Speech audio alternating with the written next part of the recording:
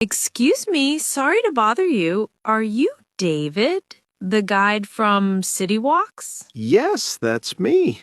You must be Sarah. Nice to meet you in person. Likewise.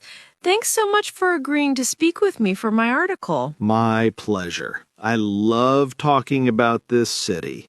Where would you like to start? Well, first, how long have you been a tour guide? I've been doing this for about 7 years now. What did you do before this? I actually studied history in university and worked in a museum for a while. What made you switch to being a guide? I wanted to be outside more and interact directly with people. The museum was a bit quiet. Do you prefer it? Most days, yes, although talking for hours can make you lose your voice. I can imagine. How many tours do you give on a typical day? In the busy season, I might do 3 or 4 walking tours. How long is each tour? They usually last about 2 hours. That's a lot of walking. Do you ever get tired of the same routes? Surprisingly, no. Every group is different, so the experience is always unique. What's the most common question you get asked? Definitely, where is the nearest bathroom? That makes sense. And the most unusual question? Once, someone asked me if any ghosts were included on the historical tour. What did you say? I told them the only spirits we'd see were in the old pubs we pass by. Good answer. What's your favorite building in the city? Oh, that's a tough one. I'd have to say the old library. It's over 200 years old. Why that one? The architecture is stunning, and it has survived 2 major fires. Is it open to the public? Yes, and I always recommend visitors go inside. The reading room is breathtaking. I'll have to check it out. What's the biggest change you've seen in the city? The increase in tourism, without a doubt. When I started, it was much quieter. Is that a positive or negative change? A bit of both. It's good for business, but the crowds can be overwhelming sometimes. Do you ever get lost tourists asking for directions? All the time. I always help them. It's part of the job, even if they're not on my tour. That's very kind. What's the best time of year to visit?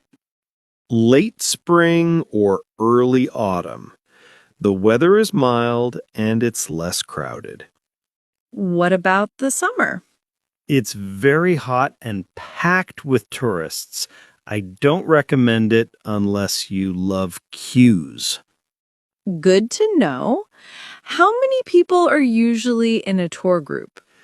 It can vary. Sometimes just a couple, sometimes up to 30 people. Which do you prefer? Smaller groups are easier to manage, but larger groups can be more energetic. Have you ever had a difficult customer?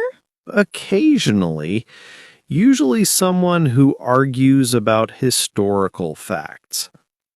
How do you handle that? I politely provide my sources and suggest they visit the city archives if they're interested. Very diplomatic. Do you have to memorize all your speeches? Not exactly. I know the key facts and stories, but I like to keep it conversational. Do you ever change your stories? I adapt them based on the group's interest. If they love architecture, I focus on that. That's smart. What's the oldest thing in the city? There are Roman ruins near the river that are about 2,000 years old. Can you visit them? Yes, they're part of my ancient city tour. Do you need special qualifications to be a guide here? Yes, you have to pass a licensed guide exam. It's quite difficult. What did the exam involve? A written test on history and architecture, and a practical test where you lead a tour.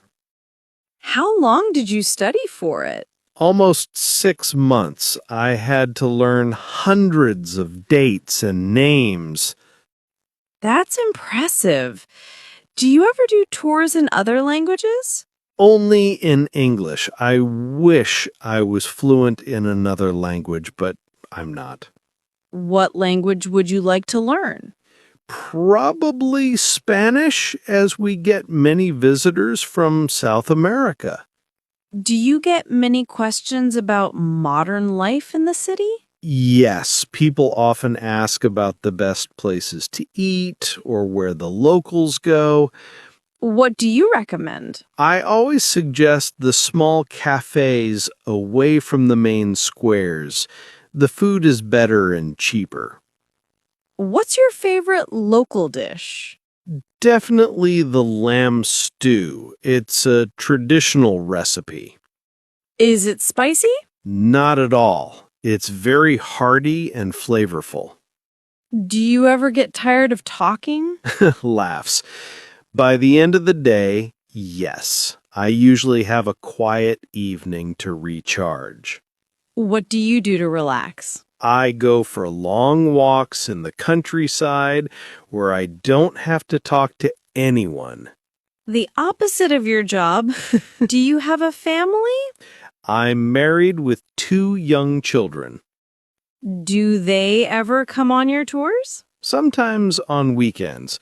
My 5-year-old loves pretending to be a mini guide. That's adorable. What does your wife do? She's a nurse, so she works very different hours from me. Is it hard to coordinate schedules? It can be challenging, but we make it work. We have a shared calendar on our phones. Modern problems require modern solutions.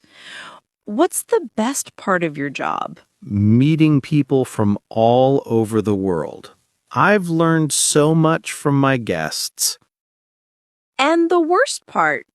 Definitely the weather. Giving a tour in the pouring rain is no fun for anyone. What do you do when it rains? I have a shortened version of the tour that includes more indoor stops. That's smart. Have you ever had to cancel a tour? Only once, during a very bad snowstorm. The city was basically shut down. What did you do that day? I stayed home and drank hot chocolate. Sounds nice, actually. What's your dream for the future? I'd love to write a book about the city's hidden history.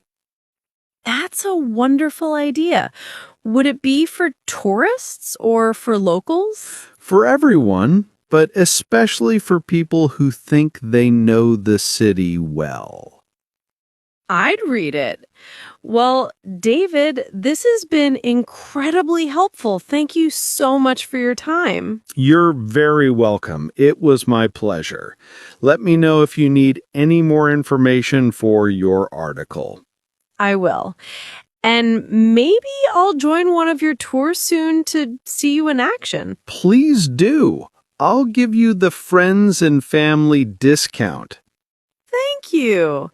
Good luck with your tours today. Thank you, Sarah. Good luck with your article.